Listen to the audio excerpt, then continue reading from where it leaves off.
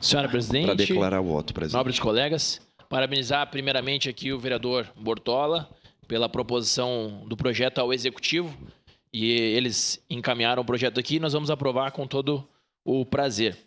E isso vai melhorar a segurança do nosso município. Inclusive que o prefeito ele esteve em São Paulo e visitou lá o Smart Sampa, que foi uma sugestão dada para melhorar a segurança pública aqui do nosso município.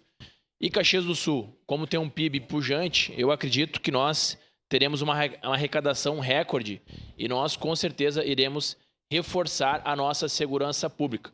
Acredito que todos, quando vem uma viatura da polícia circulando, se sentem seguros. E agora nós teremos também mais viaturas e mais pessoal da Guarda Municipal. Com isso, quem ganha é toda a sociedade. É um comércio pujante, é uma economia que gira bastante recurso e a sociedade se sente segura para poder produzir. Muito obrigado. Obrigada, vereador.